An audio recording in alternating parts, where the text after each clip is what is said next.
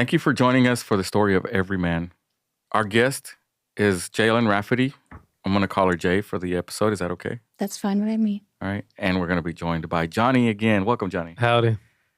What's going on, Jay? Just living.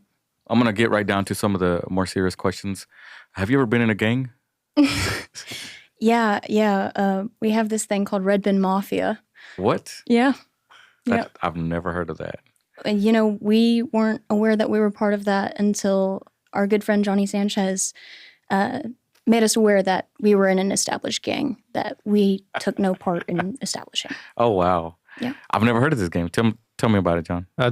When they would come to the networking events, like Jay would show up, then her dad, then her brother, sometimes her mom, and I'd be like, it's the Red Bin Mafia because they have the Red Bin roll-offs. Yeah. I just call them the Red Bin Mafia. Now, I met you, Jay, through Longview Connections, which is a local networking group here in Longview. I did a podcast with the young man that runs it, Sean, and I've learned a lot about Longview Connections and a lot about him. But through that process, I've known Johnny before that, but through that process, I've got to know other people. And tonight, we get to know a little bit more about you. Absolutely. One of the biggest interests that I had whenever I was introduced to you was how young you are and that you're a business owner. I believe when I met you, you were probably 17 years old. Is that correct? That's right. Where were you born? I was born in Breeze, Illinois. Wow. It's a little small town, southern Illinois. Family lived in Salem. It's not a fantastic spot to be. Yeah. Wouldn't recommend living there. Why do you say it wasn't that great? It's a small town. Just Not a lot to do there other than bad things. When did you end up in Longview? Well, I was born in Illinois. We didn't stay very long. We ended up moving to Omaha, Nebraska. Okay. I was there for a little bit.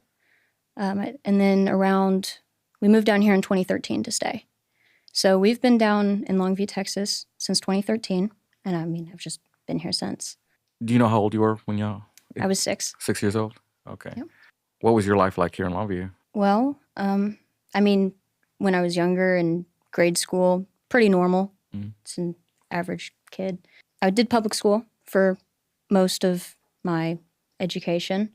And then COVID hit, and come 8th grade, I ended up going homeschool, which once I went homeschool, I didn't want to go back. You didn't want to go back to public school? Yeah. Okay. Yeah. Just the freedom it gave me allowed me to work with my dad in his family business. A lot of manual labor, heavy equipment operating, fun stuff. Ended up saving up there and, have the desire to work for myself from that. Have your parents both been together this whole time, or? Yeah, same household. Same household? Same household. Are you an only child, or how many brothers and sisters do you have? I have an older brother. Recently found out that I have 2 half-sisters. Let you sit with that one. All right. My younger half-sister is 3 months younger than me. And then my older half-sister is 23. I don't know. I don't talk to her. How recently did you find this out? I've known for a couple of years, but I just met my younger sister last year. Mm-hmm. So you graduated?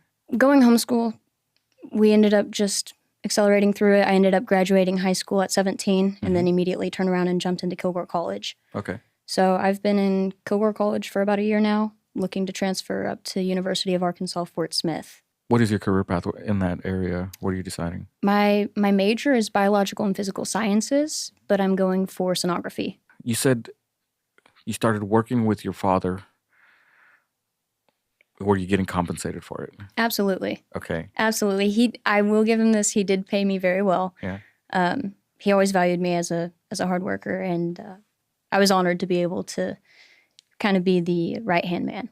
What did you learn working for your father? I was in multiple areas of his business, from the office side to the field side.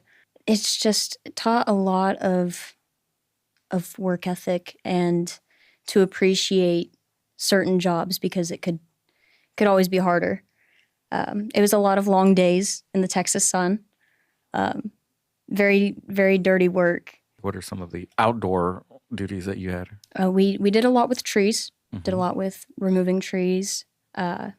Ended up building spillways, fixing spillways. His side business is land services, Mhm. construction as well, here and there. Is this the first time you've ever told your story in the depth that you're about to tell it? To people outside of our family, yes. Prior to ending up in Longview, Texas, do you remember any of that part of your life? I remember a small part, nothing extravagant, just small memories here and there. You said your parents have an unorthodox relationship. How would you describe that, and how has it affected you? I would say that it was never really something that I questioned. It was just what I was used to. Didn't really realize it wasn't normal. I mean, I had a father in the household, mother in the household.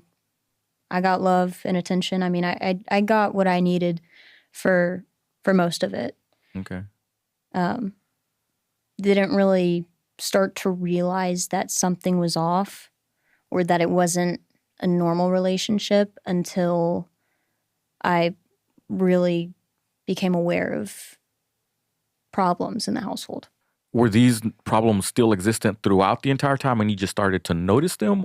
It was more of, I just finally clicked, finally just realized that, this isn't a normal household to be in. I mean, for me, it felt normal because it was what I was used to. But then I was like, well, this isn't what everyone at school knows. No one goes home and worries about the same things that I worry about. What's one of those things? Whether or not I would be staying in my own bed that night. I spent a lot of nights in hotels. By yourself? No, it was usually my mom and I. My brother usually was able to stay at the house.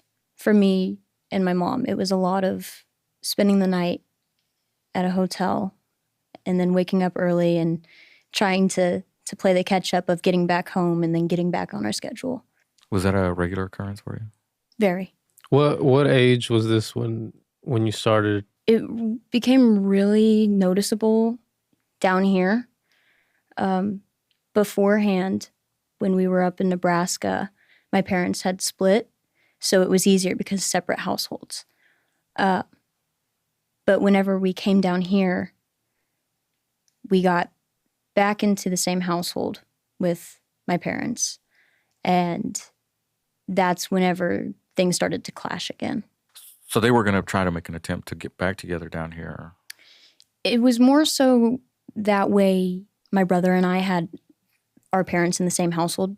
My dad was working in the coal mine at the time. So Up north. down here, Louisiana. We have I was going to say, I don't. Yeah. Texas has coal mines? Yes. They do? Yes. One just over in Sabine. I don't But get I mean, out of- recently in Sabine? closed down. Never knew that. But I didn't know that. yeah. So Are you sure? positive. But my dad worked at the coal mine in Louisiana. So them moving back in together made sense because with the way his work schedule was, he wasn't home all the time. And then whenever things switched around to where he moved from the coal mine over there to the one here in Texas, then he was home more often. So you spent a lot of nights in the hotels. To you, it appeared to be a normal process? Whenever it got to the point of staying in hotels, I knew. Beforehand, I would stay at my mama and papa's. Mhm. I would just spend the nights there. My papa was really good about helping support us with getting to school and back from it. I never knew anything was off. I don't really know when the breakover point was, but I ended up staying at my house more often. And that's when things got rough. It was a lot of nights calling my mom and telling her not to come home because it would set my dad off. He had a drinking issue. Did these things occur whenever he was sober? No. The thing was that with his work schedule for the mine, if he wasn't working and he was home, he was drinking. As soon as he got home, he would open a can up. I mean, I don't have any memories of my dad being sober while living down here. If you were to give a number, how many times that you remember would you say you spent in a hotel? Couple dozen. What was the reconciliation like between your parents? Like, There was never a I'm sorry or it's not going to happen again. There was just come home and hope that he's still alive, and then go back to normal. And then the next day it repeats. And then it just depends on how angry he gets that night. Would he make threats to self-harm or to harm you guys? Both. I wasn't really involved in the threats until I got a little bit older, and I always tried to put myself out there and protect my mom. Made it worse, but tried. But the way I look would set him off if she wasn't home because I look like her. Did he say that? I mean, it's not like he was like, you look like your mom and now I'm angry. It was nothing that straightforward. But in some arguments, they'll be like, I hate you because you look like your mom. He was never like that, but my mom would work all the time because she didn't want to come home. She'd rather be at work, making money, being able to save up to provide for us than to be at the house. So he didn't start his business until he got sober. What you're saying is that she was pretty much supporting the household during that time. He still had his job at the coal mine. I mean, he'd pay his side of the bills, but it was never they split it 50-50. Okay. Or, he never completely covered anything. It was always, and this is what I mean by I don't know how to classify them. They were never your typical wife and husband duo. It was never traditional where the man covered the bills. It was always they split it. And to be honest with you, my mom would typically pay more than my dad would fixing things that were broken by him. How old is your brother older or younger than you? He's older than me. He's He's 2 years older than me. 2 years older than you. How is he dealing with going through this? I'm assuming you both knew, hey, this is Yeah. We both knew. Are y'all close? I wish we were closer. He never really tried to get in the way. He's a very reserved person. He would stay in his room. kind of, you touched a little bit, like your dad did get sober. That's when the business started. Was there a pinnacle that, I guess, a peak where everything just exploded that caused that change in heart for him to want to get sober? I don't really feel like it was his choice to get sober. I feel like that was something that was kind of forced on him because of actions. There were consequences to his actions. He kind of pushed the limits one night, and we finally made a call to get it dealt with. So prior to that, you guys tried to deal with it on your own. Yeah. Kept it in the house, kept it in the family. It was, that's how my mom chose to handle it. Like I said, I was a kid. Yeah. I didn't realize, I could really do anything about it. Were they married? They were married when I was born, but then got divorced shortly after. And never remarried? Never remarried. Okay. They divorced whenever my mom found out about my half-sister, my younger one. Did he ever hit any of you? My mom a lot. Oh. My mom quite a bit. In front of you? Often. And at some point, you started becoming involved. What drove you to do that? What drove you to say, like, I can't just stand by anymore? Well, it's my mama, She's always cared for me. She's always, made sure I had what I needed. Always looked out for me, had my back. I just wanted to help. That's all it was, As a kid, you just see your mom getting hurt and you're like, how can I stop this? And you're like, well, that's my dad, so maybe I can reason with him. Did any of this affect you, like, while you're going to school? I was a really good student. I had a few times where I'd get emotional at school because I knew it wasn't normal, but I never told anyone about it. Did you want to? I don't know. I wasn't someone who really shared. Okay. I just kept to myself. I did break down in class once upon a time, 4th grade. Oh, wow. I was listening to music and I got really sad because the night before was rough and I was crying in class, trying to hide it, but it didn't really work out well. My teacher pulled me outside and I finally tried to share. And the only thing I got was, I'm going to have to tell CPS about this, right? Yeah. I was going to say, what lesson did you learn from that? That you can't share. You got to keep it all in. So did CPS become involved? No, no, they never did. That you know of. That I know of. That I know of. Okay. That I know of. They probably did. You just probably don't know. I wouldn't be so confident in that one either. Yeah. I went home and I told my mom. Right away said, that you. Yeah. Well, I knew as soon as she said CPS. You know, I wasn't really. How did you even know what that was when she said, I got to tell CPS? How'd you even know? What? And there's a lot of things I know that I probably shouldn't have known. Okay.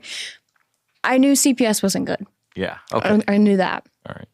And so whenever my teacher said that, like my heart dropped and I begged her, please don't, you know, just please leave it alone. You know, my mom had always just been silent about it. So I had just kind of followed that and just been like, well, this isn't something we talk about. You know, this is something that stays behind closed doors. The only people that really know are Mama and Papa because they're our safe space when we have to find somewhere to sleep if it's not a hotel. And I went home and I told Mom and I said, hey, I told Mrs. and she said she was going to do this. And my mom kind of freaked out a little bit and then, you know, kind of calmed down. And I didn't hear anything about it since. I'm assuming he's also told you or said stuff to you. Has any of that stuff affected you, the things that he has said while he's under the influence? I tried to talk to him one night. Under the influence or not? Well, he was never not under the influence. Okay. Right, fair enough. I tried to talk to him one night while my mom was still gone. Tried to tell him how much it was harming the household, how it was affecting me. I was probably 8 when I was trying to talk to him. This is amazing that you have this mindset. I had him in my room and I was trying to tell him how harmful it was, you know, how much we needed him to be present with the family because he was emotionally unavailable. When I was trying to talk to him, I mean, I had gotten so emotional that night because I'd kept it in for years and I was just trying to pour it out and try and get him to understand, hey, I need you present as my father. And he laughed at me.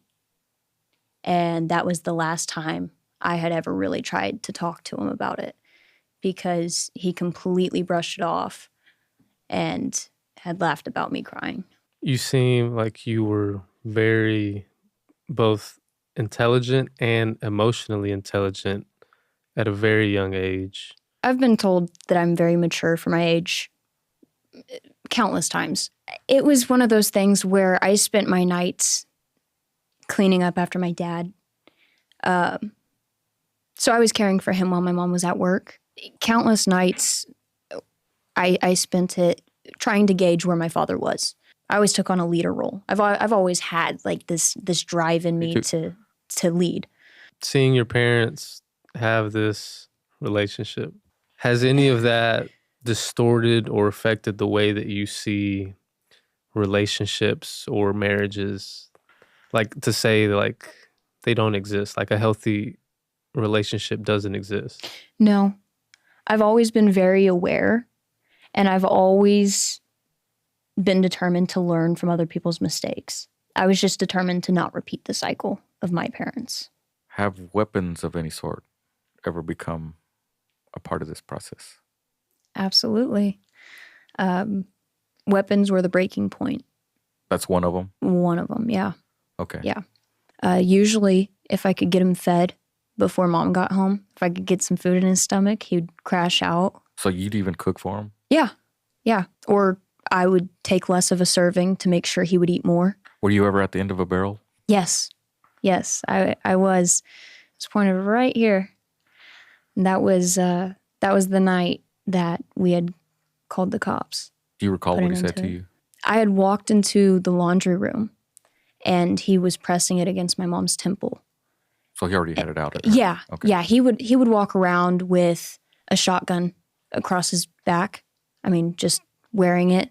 And I walked in, and he had a pistol. I just asked, "Are you crazy?" Because he's holding a loaded gun to my mom's head. I mean, what else are you supposed to say in that situation?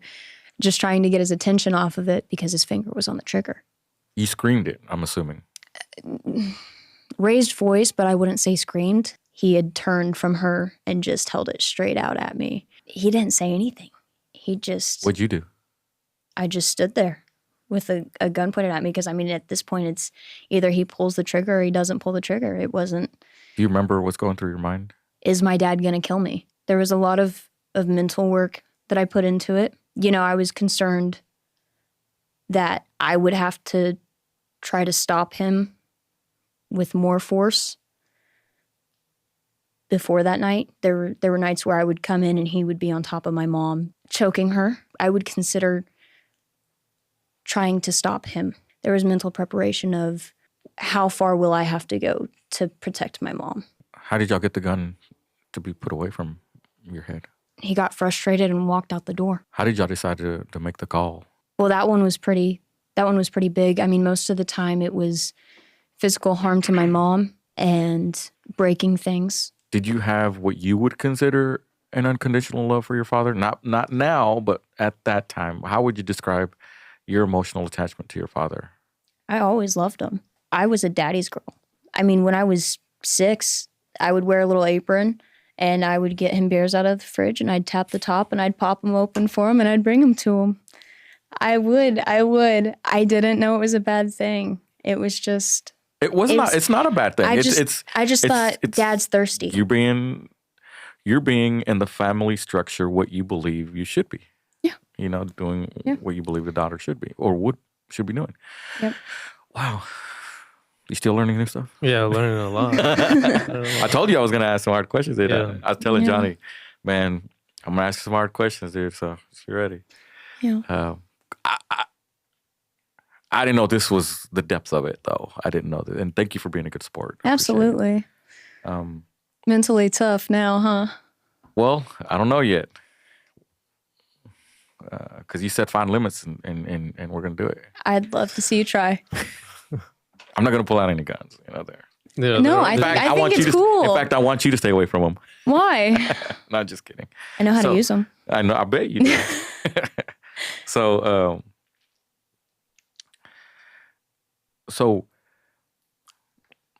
what I was asking earlier is, was that the situation that ended up bringing in outside help, or was it a different situation? What was the situation, as John asked earlier, that actually said, "This is it, we're done"? It was that situation. It was that night. So who decided? He leaves off frustrated. How do outside people become involved? How does that happen? We ended up getting everyone out of the house as quick as we could. Because when I say he walked outside, I don't mean he walked out and he left. I mean he walked outside to smoke and then could very easily decide, actually, I think I do want to pull that trigger. Let me go back inside. My mom got my brother and I, and we went just down the road. We sat in a parking lot. When he pointed the gun at me, I think is when my mom decided that was too much. And she called the cops and she tried to go easy on him. I will say, like I said, I was... Tried to downplay it? Yes. I just remember the cop asking her questions and she would try and soften the blow. And I was like, no, Mom, he did this. No, he said this. No, it was this way. And the female police officer was just like, you have to stop talking because you're about to invalidate everything she's saying. Like, you literally cannot give me a statement. And I was upset about that because I was like, but I remember everything. I know it all. I promise I can tell you. Does he get arrested? He did. Law enforcement in general, they're not as determined as they are up north. This wasn't the first time that he had pulled a gun or that cops had been called on him. Back when we lived in Nebraska, I mean, I wasn't aware of all of this. This is just what I've been told. I mean, there's police reports on it. But I mean, it wasn't the first time that cops had been called. But up north, law enforcement handled it a lot more serious than they did down here. Down here, it was, well, we're not going to breach. We're just going to wait until tomorrow and then kindly knock on the door and then just kind of ask him to go with us. However, so they were going to leave him there with you overnight? Oh, yeah. No, he slept there. We went to a hotel. Oh, so y'all left. Oh, okay. Yeah. We were at the house before the police were the next day. So he gets arrested. What's the change, or how does change come about? My mom wrote into the judge, asked him to go easy on him, said that there was no way it was going to be more beneficial for him to be locked up than it would be for him to be out and still be able to provide for the family. Probation it was. Straighten up? Did he straighten up? I mean, he kind of had to, yeah. Have you been to counseling? No. This is it. This is the counseling. This is it. No, I sit with myself quite a bit. There's a lot of mental processing that I do. Are you saying that you don't need a counselor? I'm not saying that. I'm just saying my pockets can't afford a counselor. No. It's just no one's going to care more about my situation than I do. I can sit with it and I can process it as I need to. I don't let it affect me now. I'm very fortunate to know you and your family. I know how your relationship is with God. How was that portrayed during this chaos? My mom and I were always strong believers. I mean, we went to church on Sundays. I mean, we prayed all the time. I would pray every night in bed. I never strayed from the Lord, even whenever I was going through it. So even during this time, y'all were still going to church? Yeah, everything was normal. I mean, Mom would go to work with bruises on her. It was our normal everyday thing. Yeah. When's the last time you cried? I mean, I recently sat down with my dad and I walked him through all of my memories of him. And I let out a lot there because... How long ago was this? Last month. Every single memory I have of him is while he was under the influence. I actually gave myself the opportunity to process a lot during that, just to really point out how much I missed out on with my father and having a genuine relationship. How did you take it?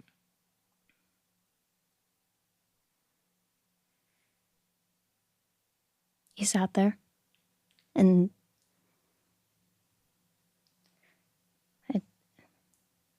I don't know. I think he realized how much he had truly affected my childhood. And I told him I didn't want him walking me down the aisle at my wedding. And I think that made him realize how much it had left a mark. Is that still how you feel? Yeah. Yeah. Whenever he ended up getting sober, there was complete forgiveness on everyone's part. I mean, my mom, my brother, me, my mama and papa. I mean, everyone forgave him. No one held it against him. No one wanted to bring it up. We were just going to try again. Do you hold resentment for your dad? I don't hold resentment simply because I understand why he did the things that he did and why he was the way that he was. Now, I'm assuming he doesn't drink anymore. No. So you talked about how you shared to him. Has he ever talked to any of you about him? He's mentioned how his life was before. Said he had a rough childhood because he moved around a lot. Did he find faith? Yeah. After he got sober, I ended up getting baptized. And then that led to my mom getting baptized and then my dad getting baptized. So as soon as he got sober, I clung to him like nobody's business because I finally had my dad back. I finally had my dad who was present emotionally, mentally, physically. I mean, he was there. So going to work with him, riding motorcycles with him. Even, I mean, Johnny's seen it. Whenever we would go to networking meetings, he would always be there with me. I was always with my dad. I act a lot like my dad, which is scary when it comes to the way I handle my anger. As I've gotten older and I've processed everything and I understand things and the way people work and the way people decide to do things, why they decide to do them. I don't lash out. Have you ever talked to your mom? Yeah, I mean, her and I have always been really close. I mean, when you look like her and that's what triggers him, I mean, that's your backup. That's your person. When that's the person you spend the nights at the hotel with and you're always around her. Yeah. What do you think life is like for your half siblings that didn't get to see their dad? Whenever all of this got brought up, my half sister and meeting her, it was very hard for me whenever my sister came into the picture because my dad was sober and it seemed like he took it as an opportunity to be the perfect dad. It seemed like he was given a new opportunity, a chance to try again. I don't know if I would say I was jealous or envious of the fact that my half-sister didn't have to grow up with him the way I did, but it was something I had thought about. Do they know about the past?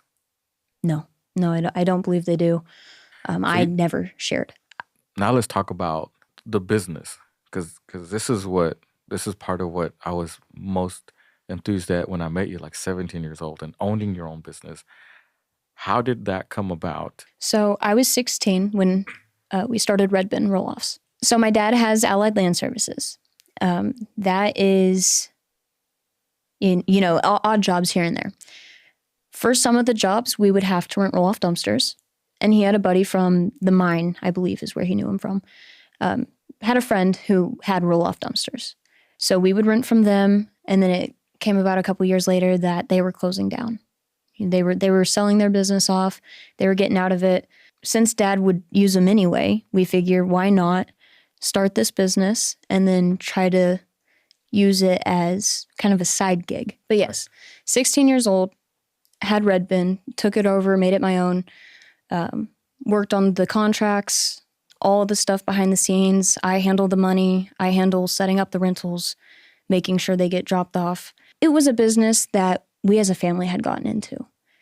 But then it was just kind of like, here you go. What can you do with it? Because Dad's got his own business and Mom doesn't have time to run a business. So I kind of took it on as my own. That's really amazing, and that's pretty cool.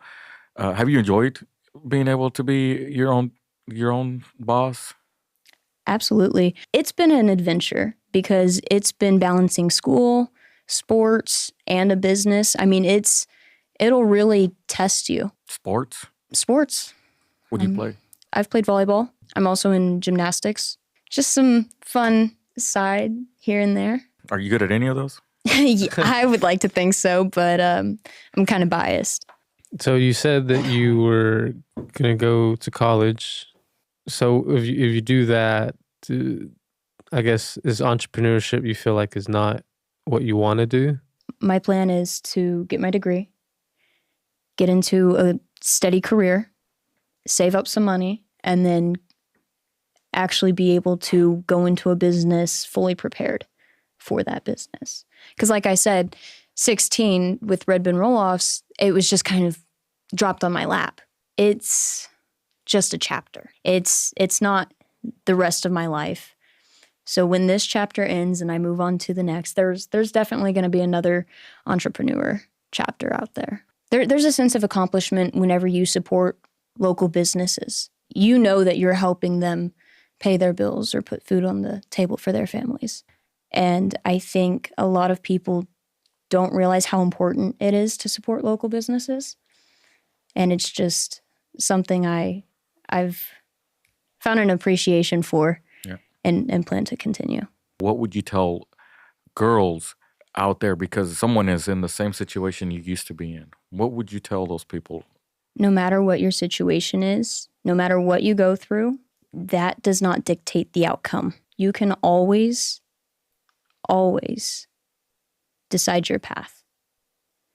It's not set for you at childhood. No matter how hard it may be of a climb to get to where you want to be, you can always make it if you're determined enough. We have come to the part of the podcast where you do get to ask me one question. What is the one thing that has changed you the most? The one thing that's changed me the most, the death of my father. He committed suicide on the eve of my 12th birthday.